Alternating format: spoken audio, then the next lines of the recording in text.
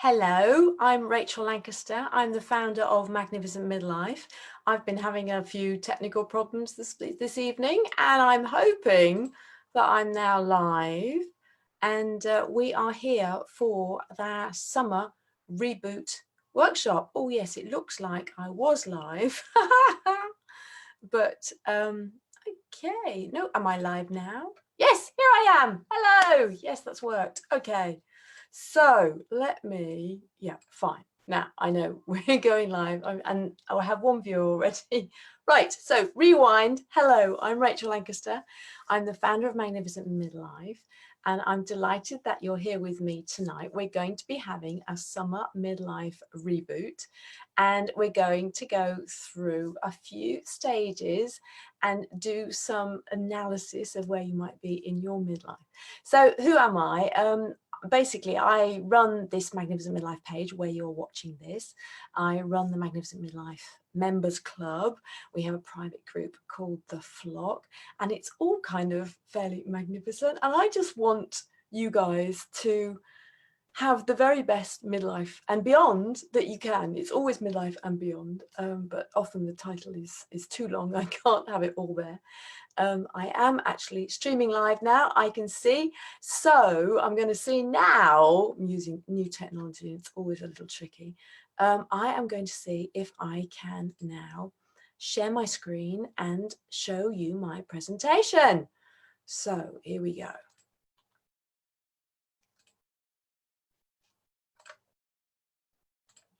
Ta-da! Hopefully you can now see my presentation. So what are we going to be covering today?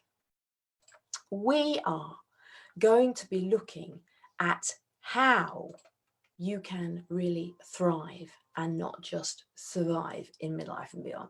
So it's all about making it really as fabulous as possible rather than getting stuck in the weeds, as I think a lot of us do, don't we? I know I certainly did for quite some time. We get a bit stuck in the potentially messy middle of life. It's not always the easiest place to be, is it? So what are we going to cover this evening? Today, depending on where you are. Oh, and I always forget, so please do say hello in the comments. If you have any questions as I go along, please ask them in the comments. Tell me where you're from, and be really nice to know who's there, because if you don't tell me where you're from or say hello in the comments, I have no idea who you are or who's watching, and I'm just talking to myself really.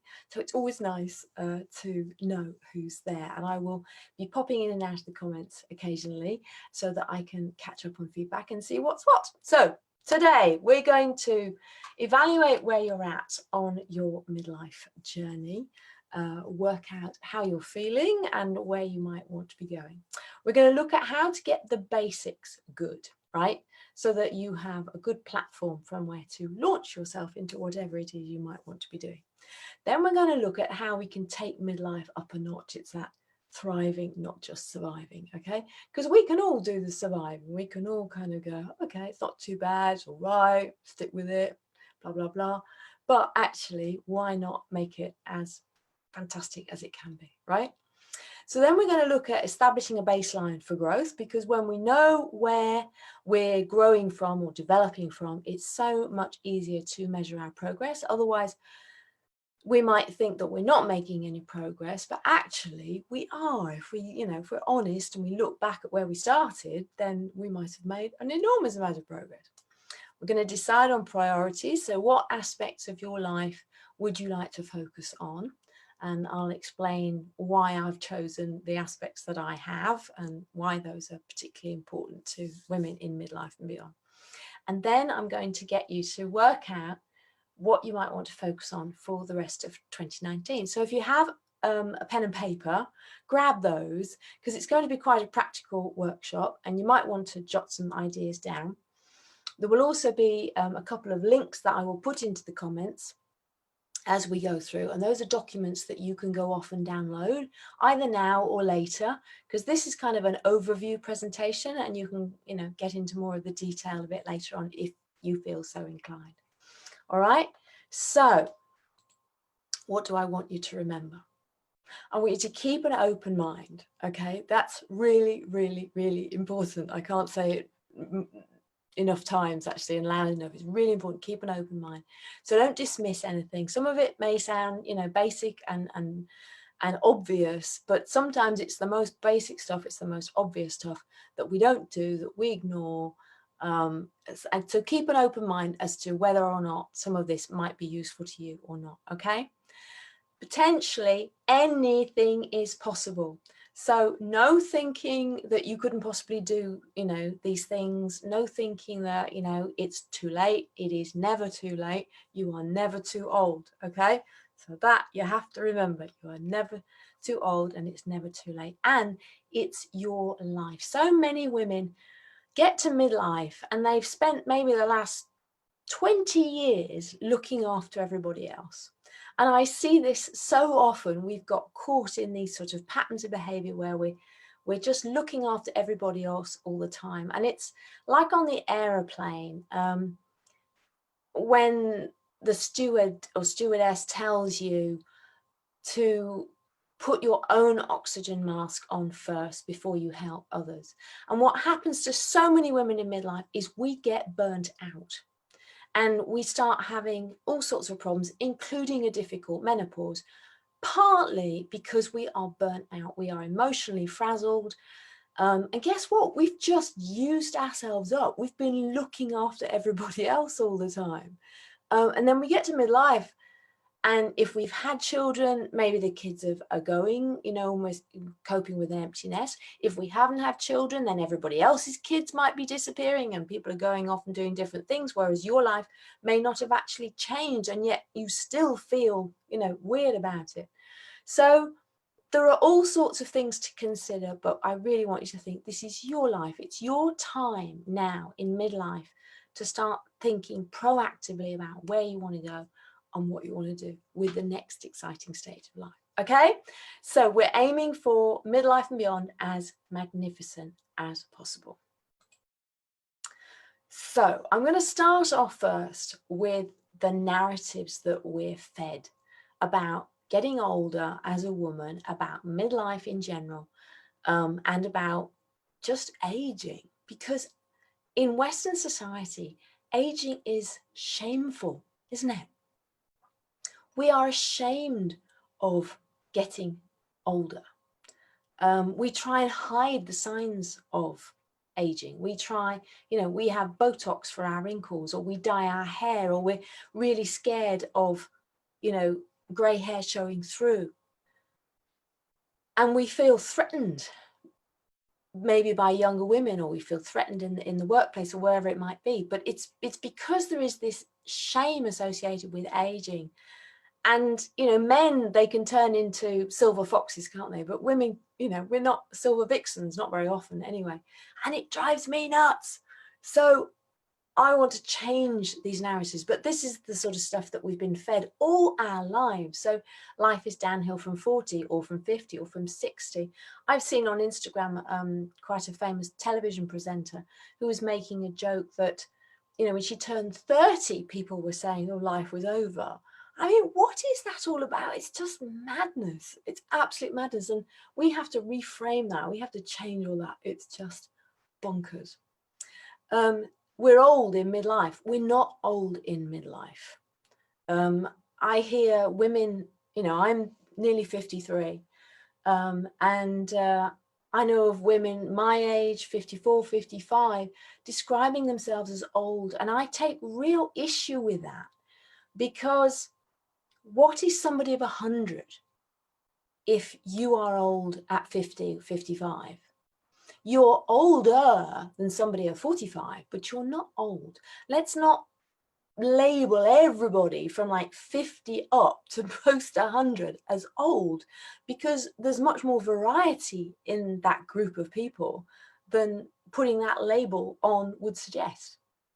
We lose our beauty, our value, our relevance in menopause. No, we don't.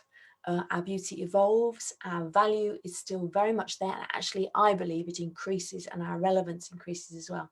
So these are all narratives that I want us to change. Beauty belongs only to the young. No, it doesn't. I always like to use the analogy of, you know, you don't think that spring blossom is any more beautiful than the flaming leaves of autumn, do we? We can appreciate both. One is not more beautiful than the other. In fact, sometimes I'd argue that in autumn it's even more beautiful than in spring. But they're both beauty, and our beauty evolves rather than diminishes. Okay, and we naturally decline physically as we age. Now, we may well decline at the very end of life, but we don't necessarily have to naturally decline physically as we age. It depends how much we invest in ourselves. It depends how much we look after ourselves, always assuming we have our health, of course. Some people don't, and then there's nothing you can do about it. But often when we see physical decline in ourselves, we immediately assume it is age-related. And often it is not. It may be an illness, it may be something going wrong. And the example I like to use here is my mum, who 18 months ago, she was getting increasingly muddled. She couldn't speak clearly. She was declining very rapidly. And some people thought that this was aging, that it was, you know, accelerated aging, yes, but that it was that. It wasn't. It was a brain hemorrhage. She'd had a brain hemorrhage, and brain surgeons did incredible surgery, and I got my mum back. It was just incredible. But we were told that the same condition would have killed a younger person. It was only because she was older that she survived it. How incredible is that? So if you have an ache or a pain somewhere, don't assume that it's necessarily age related. It might be because you haven't done enough stretching, or you walked too far, or you slept funny, or whatever it might be. Okay, so these are some of the narratives we're fed. But society's prejudice becomes our own prejudice, because it all starts and comes up here, doesn't it? And we take these things on, and then they become our reality. And maybe we're thinking these things and we're believing our thoughts. And I have learned, and it's taken me such a long time to learn this, but just because we think something doesn't make it true, does it? So, okay, I'm just going to check into the comments and make sure. I'm hoping you. Hi, Odette, good to see you. Hello. Do say hello if you're there. It'd be lovely to know who's there. I'm assuming you can hear me. I should have checked in earlier that you could hear me, but hopefully it's all right. So, where are we? Let me come back to my screen. Okay, so ageism is prejudice against our future selves.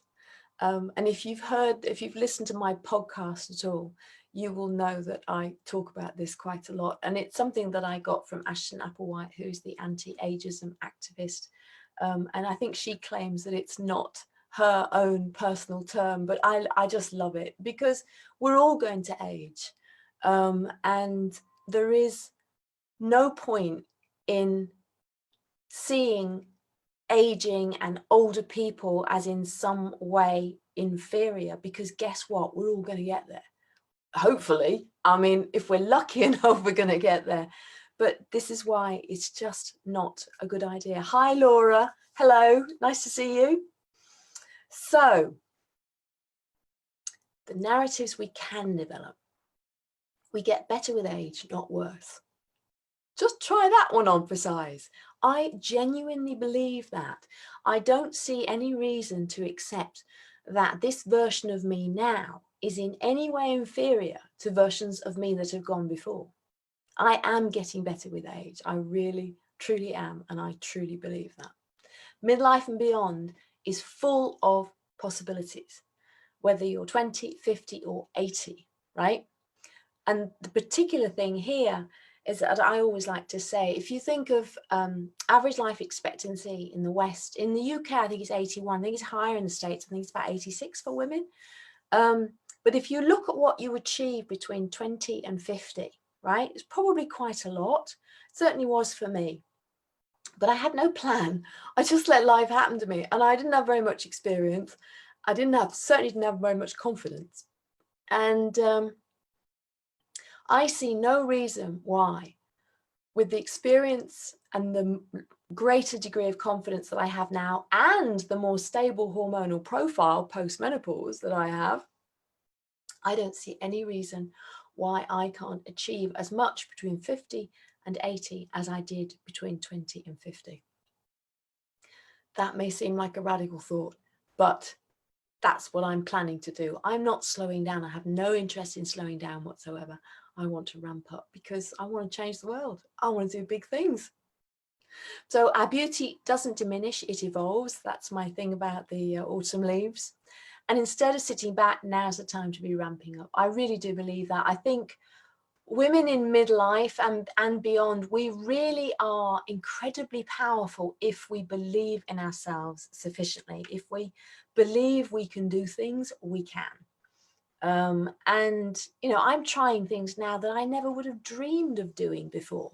And I love it. I love it. I mean, obviously, you know, money's an issue. We have to deal with, you know, money, and we have to deal with money long term. And I probably make less now than I used to make. Certainly when I used to work in the city. I was surrounded by people doing finance, and it was all, you know, I made quite a lot of money, but was I happy? Not really. Not really. No, I'm much, much happier now doing what I do. And I feel very privileged that I'm able to do it. But, you know, you can always be doing something as a side hustle. You know, you can always be doing something on the side if you can't, you know, spend your whole time doing it. So we are worth taking care of. That is the really, really crucial thing. We have to start putting ourselves closer to the front of the queue. And we believe that we have great value to give to the world. We really, really do. And the world, I think, needs us, actually. I think it needs women in midlife and beyond. It's a bit of a mess. I look at the world and I think, oh, crumbs, how did we get into this mess? Men. Now, I'm not a men hater. I like men. But really, they have made a bit of a mess. So, self-belief is absolutely key to everything I'm going to talk about. It really is absolutely crucial. Because with self-belief, we can counter those negative ageist stereotypes that we, you know, are surrounded by. We can start prioritizing ourselves and make sure that we get the attention we deserve. We can take time to work out what we want. So instead of letting life happen to us, we can actually make life happen, and we can indulge in the business of being us. And I think midlife is a wonderful time to start doing that, really indulge in who we are and find out what it is that we want. And maybe fulfill those long, almost forgotten dreams. You know, why not? I mean, if we're not going to do it now, when are we going to do it?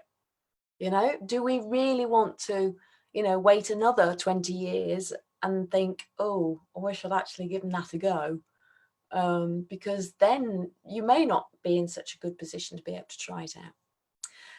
I want us to make the most of the time we have left. So we have a lot of time, potentially, if we're around 50, hopefully, if our health hangs out, but we've still had more of the time already gone than we're likely to have going forward.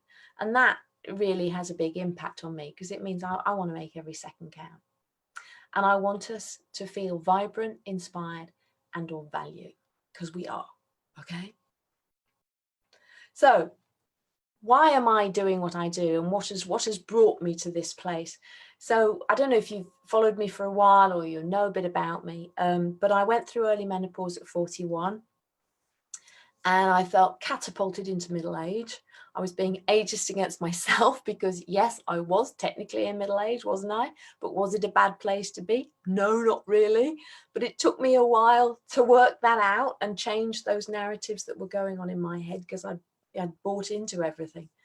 And over time, I learned, you know, tools and tricks that I could use to help myself and to change the way I felt about myself, change the way that I approached life and approached the world.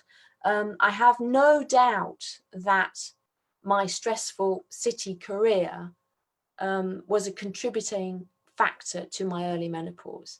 I think as women, we can try and have it all, but I think there's usually a price to pay. And I did have a very stressful existence, and I have no doubt that that certainly contributed to what happened. So I take better care of myself now, not always. There are certain things I still do that, you know, aren't brilliant, but I try. I do as much as I can, and that's all any of us can do, isn't it? Just try.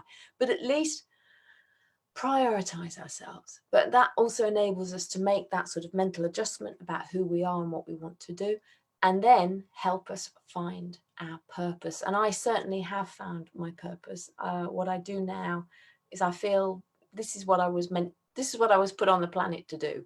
And I really do feel that. I have never felt quite so fulfilled as I do now, working with women in midlife and beyond. And what makes it special for me is that because the early menopause started so early and catapulted me into that sort of midlife soul searching that I think a lot of us do, now that I'm a decade on, I feel reasonably well placed to help you on your midlife journey. Yeah, so that's where I'm coming from. So this is my journey, and this is what I have created now. It's the 5 steps to a magnificent midlife. I'm not saying I'm magnificent, that's not what I'm saying, but it is a kind of structure to allow you to see where you might be and what you want to be doing to move further along these 5 steps. So let me just check into the comments and questions for a minute, and you can have a look at that while I do. I's here. Hello, you're here again. It's good that you're here. Thank you. Who else is here? Laura and Odette. And great. Well, it's nice to have you all here. Thank you very much. I's here. You've probably heard this presentation or most of it before, I should think. But I suppose it's a bit different each time I do it, isn't it? Odette, you might have heard it as well. It's loosely based, Odette, on the midlife audit. Well, some of it is. The bit that we're going to go into is based on the midlife audit workshop in the membership. Odette is one of my members. She's a fabulous member. And she hopefully will have seen this 5 steps to a magnificent midlife before. So let's have a look at it, shall we? So basically it starts on the left hand side, and yes, as I've explained, when I had my early menopause, I just questioned everything. I questioned everything about myself, who I was, my role in the world, in the family, and everything. Just everything suddenly just went up in the air, and I didn't know where I was. I was struggling with menopause. I certainly felt overwhelmed. I was, struggling with feelings of invisibility, very nervous about what the future held. But I also had this sort of niggling feeling that I wanted to do more. I suppose it was a wake-up call, wasn't it, for me, that, time wasn't infinite. And if I wanted to do stuff, I needed to get my act together. So that's where we are if we're on the left-hand side, on this questioning side. And I always talk about, well, if you're in that questioning part of life, what you really need is to work on your confidence first. What you need is to get a boost in confidence and in self-belief so that you can start to move forward, so that you can get out of that midlife funk, that sort of the bit that when we get stuck, that's where we are, sort of flailing around in the stuckness of midlife. But if you can at least commit to doing the work that you need to do to make change happen in your life, that is a very good starting point.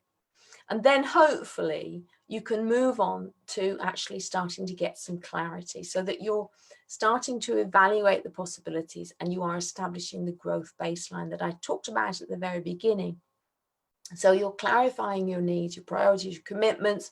Who have you got to look after? How much time can you allocate to yourself? Look at how you are thinking about yourself, your own personal midlife narrative. Can you work on that? Can you change that? So you're starting to realize that your own thoughts, your own habits, and your inner voice is actually what may be holding you back. But you're beginning to work on that confidence. You've maybe had that initial confidence boost. You're taking small steps, which is always great for confidence. And then you're working, so your steps to take in this stage would be to establish what your ideal midlife and beyond looks like and what you can do to get closer to it. And we're going to be working a bit on that in a bit more detail when I've gone through this and a bit later on. So then you get into the really cool exploring section where you're dabbling with this, you're dabbling with that, you're really rediscovering yourself. You're trying new things, you're making new connections. And that was very much what I started to do. I started looking at all different possibilities and trying to think, what do I really want to do? What's going to make me feel fulfilled long term? And you're building that midlife support toolkit that I like to talk about. You're putting together all the different bits that enable you to thrive, not survive, not just survive day to day, and actually, you know, see the potential of your future rather than being just stuck in the messy middle. Okay, so you're being proactive about designing your life. You're not just letting life happen to you, you're actually starting to be proactive about it, and you're working to build habits that will help you thrive long term. So there I've got that you try 3 new activities and you decide what needs to be in your midlife toolkit. Okay, so that's exploring. Then we come on to transforming, and that is really when you do start to see changes happening from the actions that you've taken to date, and you start to experience a shift in your life path. And this, I think, was when I, you know, started to set up what I'm doing now, because I was building a solid platform for the life I want to have. And I definitely saw changes in my relationships. I saw changes in my level of fitness because I was investing in my fitness. I felt more secure, and I certainly felt more fulfilled. So that really was a time of transformation for me. And it took a long time. And one of the reasons why I've set up the Magnificent Midlife Members Club and what I do is because I don't want you to take as long as I did, because by heck, I took a long time. So I've scratched my own itch. I've created what would have really helped me when I was struggling way back when, because it took me best part of certainly 8 or 9 years really before I really felt better about, not initially better, but before I got from the early menopause angst and the total to who I am now. And then magnificence is obviously where we're aspiring to be. But magnificence, it's about that innate confidence. It's where you have got things in place, you're seeing inspired growth, you're maintaining your life toolkit, you're refreshing what you need to do as and when you need to do it, but you don't let age define you as you continue to grow. So you're inspired, you're fulfilled, empowered to deal with life's challenges. And your vibrancy will be rubbing off on those around you. You're having an impact on other people's lives. It's all about that sort of legacy, you know, what do you want to leave behind? So it's about maintaining that toolkit that you have, that life support toolkit, and inspiring other midlife women to flourish. And with magnificence, you may be feeling that in one area of your life and not at all in another area of your life. So, you know, it's just something, it's an aspiration really, rather than we're definitely there yet, because I don't think we're ever there yet, are we, really? So where are you on the 5 steps? You want to tell me in the comments where you feel you are. Are you questioning? Are you getting clarity? Are you exploring? Are you transforming? Or are you magnificent? And of course, you may be at one stage in one area of your life and in a different one for others. And we'll look in a bit more detail in that in a moment. So I'm going to hop over to the comments and see if anybody would like to tell me where they are on the 5 steps to a magnificent midlife. And I have to wait a little moment because I know there's a bit of a delay. Usually I rush on too quickly. So where is everybody? I know where you are, Odette. Can't see your comments on there now. Where have they gone? Oh, Odette, you're transforming. Excellent. Excellent. That's good to hear. That's very good to hear.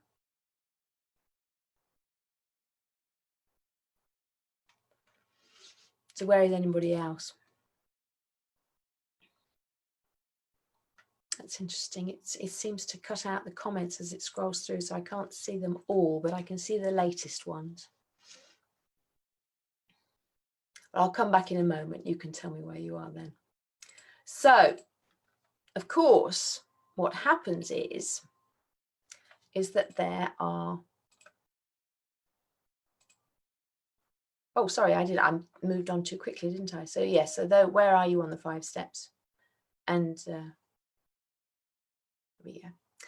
Now, this is where we get a bit more into the weeds of it. So the areas that are usually of concern to women in midlife and beyond in terms of the priority areas, what worries us, what might keep us up at night or what is concerning us, are these.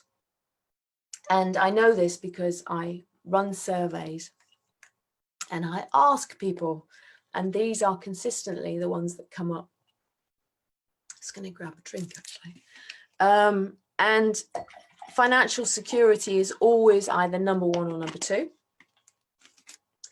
And career and work, caring other commitments, health and well-being, relationship style, fulfillment, purpose and legacy. And, you know, what are your personal priorities? Is it top down, bottom up? Do you start in the middle? Perhaps tell me in the comments, what is of those the one that particularly worries you? And what's the top one? Tell me what the top one is.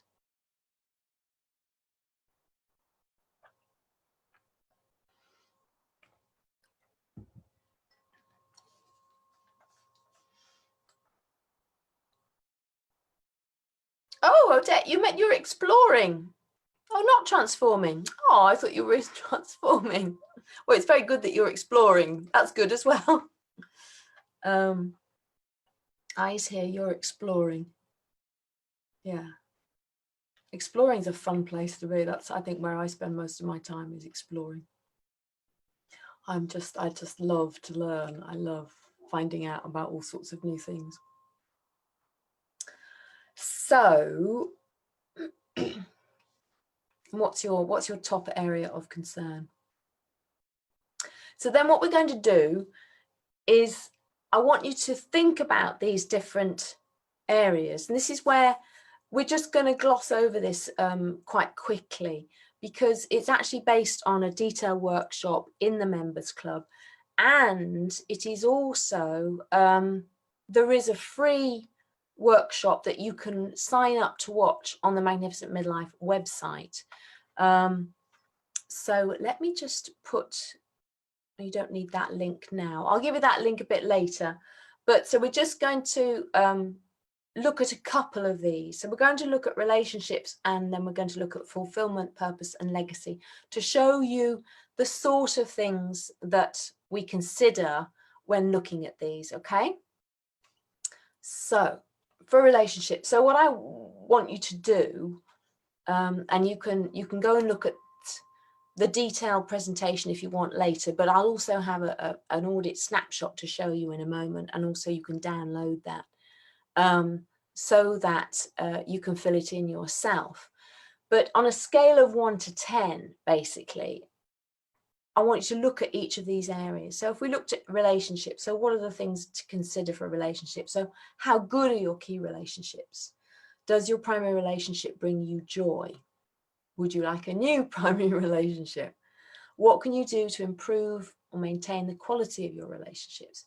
And do your long-term friendships still serve you? I find this is a big issue for women in midlife. I've been writing about it today, actually, that I think we get to midlife and often the friends we may have had all our lives don't necessarily get us anymore, or their lives have moved on and our lives have moved on, and we're still very fond of each other, but we're perhaps not the right friends for right now in our lives. And I think that is an interesting thing to consider. So if you were to consider relationships, you know, where would you be on a scale of 1 to 10?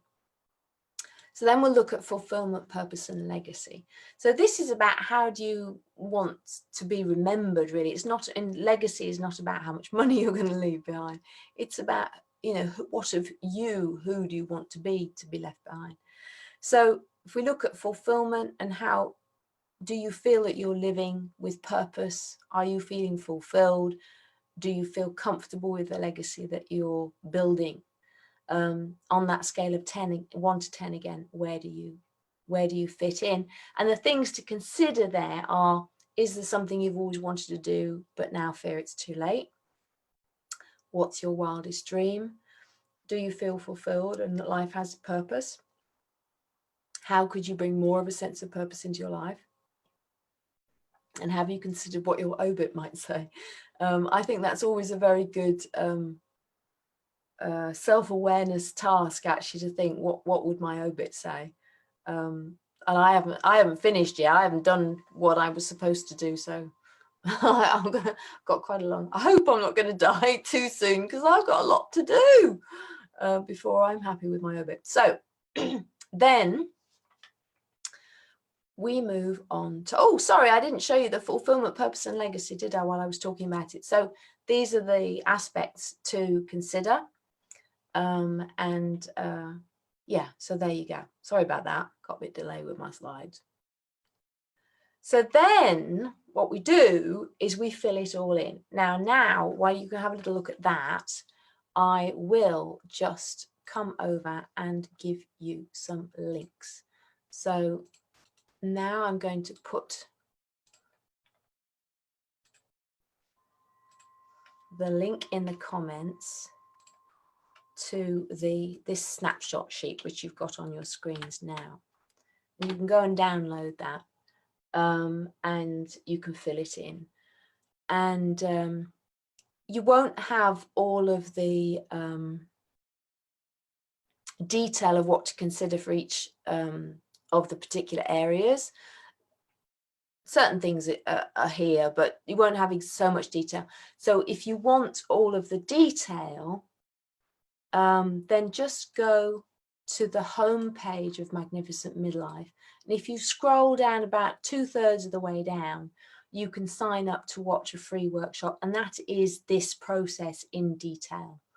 So you can do that. Okay. So I'm going to put that link in. That's just the Magnificent Midlife homepage.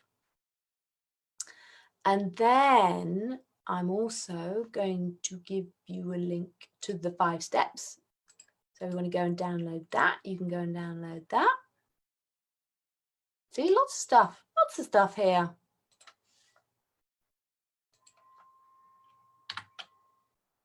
There we go. So this is Eyes here says health is the top issue for her. If I can get all the rest of the comments up. This is annoying because I'm not seeing all the comments. Why is that happening?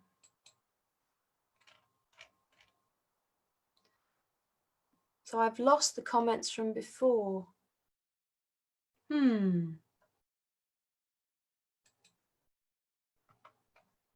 I can only see the last one from Eyes here saying health. So I don't know. I don't know what you said before. That's really annoying. Why is that happening? That I can't see all the comments. Has it frozen?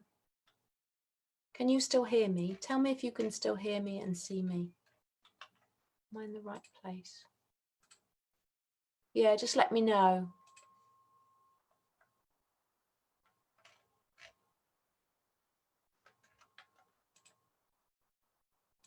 For a minute, and you can have a look at that while I do. I've got another screen come up now and I can see more comments. So hang on a minute. What have we got? Laura says you're in questioning with premenopausal symptoms. Oh, are you, Laura? Is that perimenopausal? Laura, did you comment on something recently on the page? I think you did, didn't you? Yeah, and you said you were having a tough time. Is that right? Did I get that right? Remind me. I think I remember seeing your name on something recently. So Laura, your biggest issue is finances and career. Yeah. Odette, you're on relationships. I can see all your comments now. That's great. good. I've worked out how to do it now. Yay! Yay! It's always a different experience, isn't it? Right, so now if I come back over here to the snapshot, so you can go and often you can download the snapshot and then you can fill this in. So it's all about basically doing that 1 to 10 analysis for each of these different things. And it's got the things to consider up here along the top. So for example, on health and well-being, the state of your own health and fitness, your exercise, diet, menopause hormones, what's your level of self-care. And then when you've decided on, 1 to 10, so 1 is miserable, 2 is just okay, and 10 is, you're pretty sorted, you're pretty good. So then actually set out what's good about this area of your life and what needs improvement in this area of your life, okay? So you go through each of the different sections and fill that in. And then on the next one, do you need outside help to improve this area of your life, and what might that look like?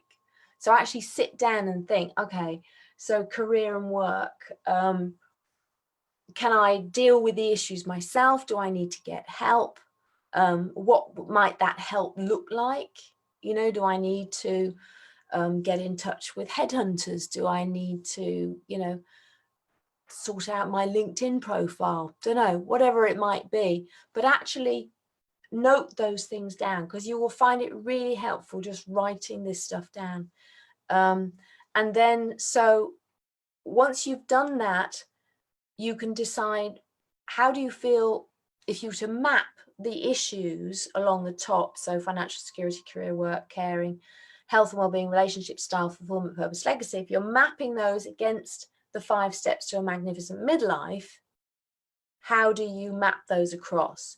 So for, say, financial security, are you questioning, or are you transforming, or is everything hunky-dory and it's magnificent? So do that, because that's an interesting exercise to do as well, to actually map those against the 5 steps, and then decide, is this a focus area for you, yes or no? Because it might be that some of these areas are actually good. And that's what I mean about establishing that baseline, because sometimes we can just feel, oh, it's all so overwhelming, everything's a mess.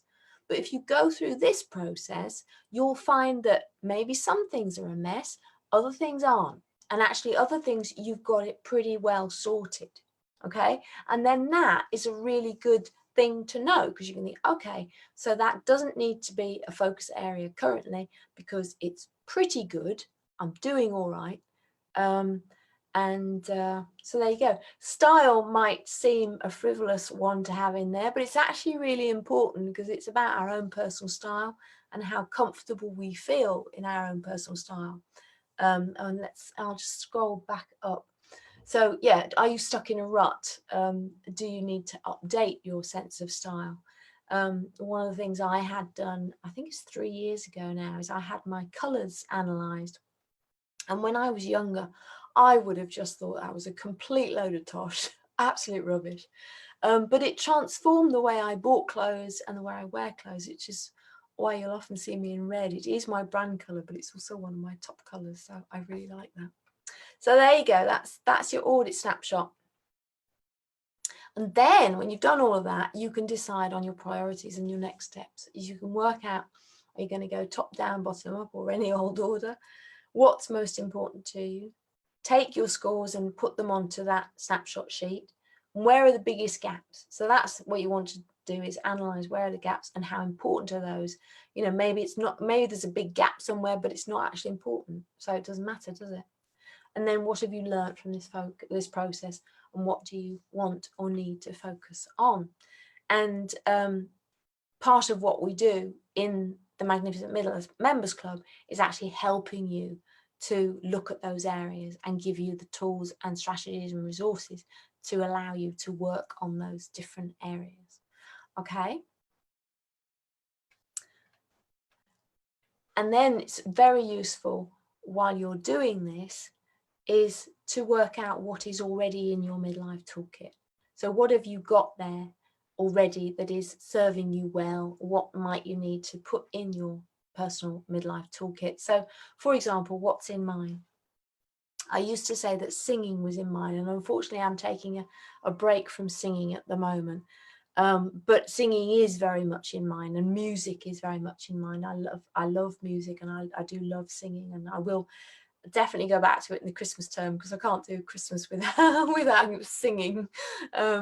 But it's just something I'm doing, and I started to do, stopped doing the singing so I could do salsa on a Tuesday. Not doing that anymore either, come to the end of that course, but dancing, love dancing. What else? I go running, I do yoga. I would say flax seeds are in my midlife toolkit. Seriously, flax seeds and soya milk, I'm convinced those have enabled me to transition well through menopause. So just silly things like that are actually in my toolkit. Meditation, when I remember, I try and do it reasonably regularly, not as regularly as I should, but I'm getting a bit better. So it's things like that. What is there? And obviously friends, you know, and catching up with friends. A social network is so important. Our community, our own personal community that we have, is so important.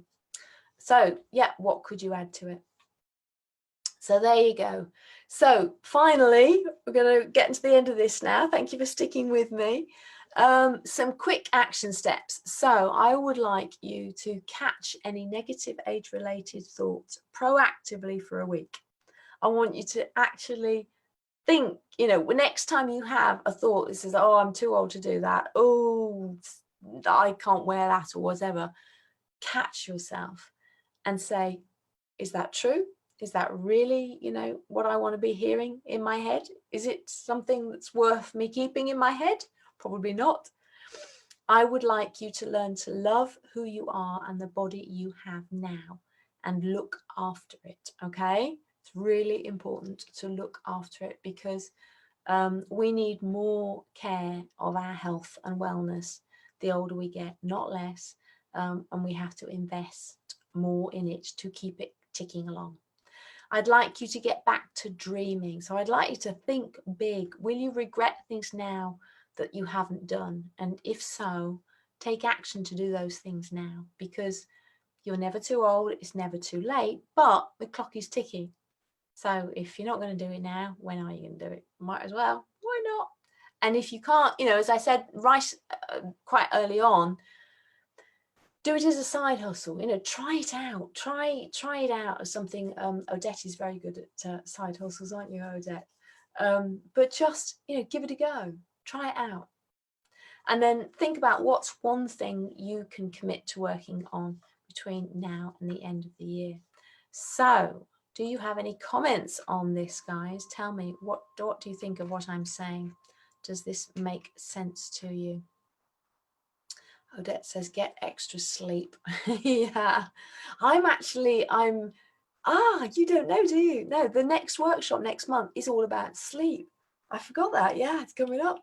And it's brilliant. It's so good. I learned so much. Again, it's the basics, the obvious stuff that, you know, we forget, but this was brilliant. And since I recorded that, I am really trying to prioritize my sleep, because it is just so important that we get good sleep. So I could actually stop sharing the screen now so you can see me full on, couldn't you? How do we do that? Hang on a moment.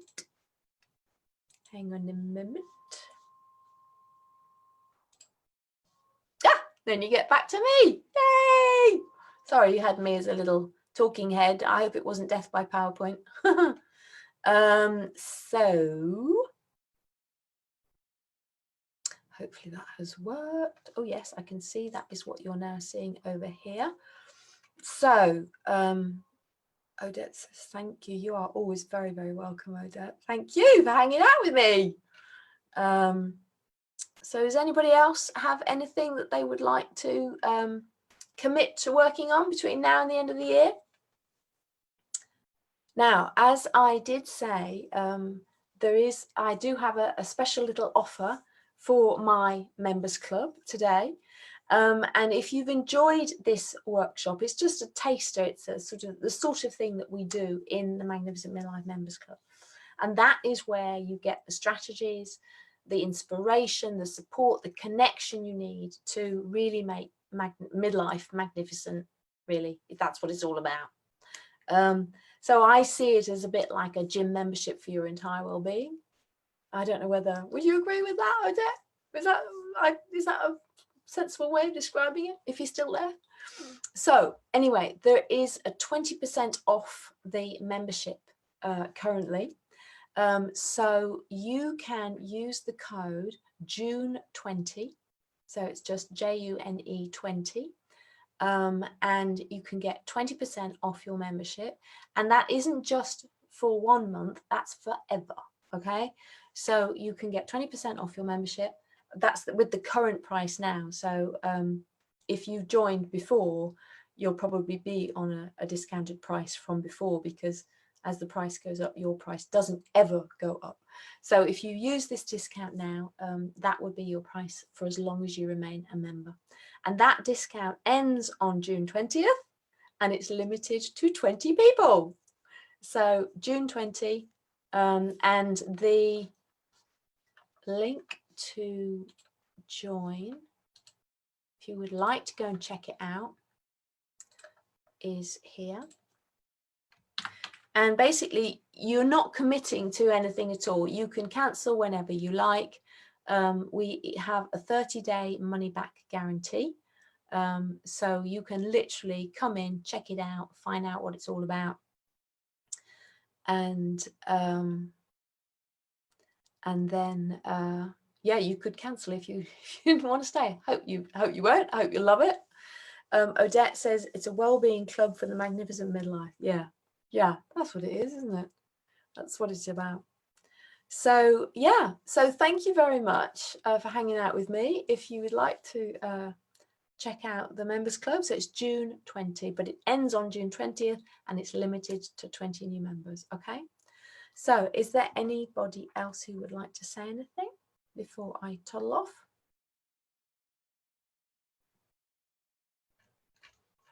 Thank you very much for hanging out with me. I know your time is very precious, so it's lovely. It's lovely to see you, Odette.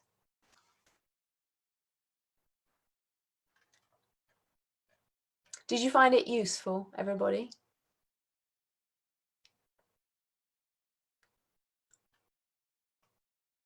Laura, have you found some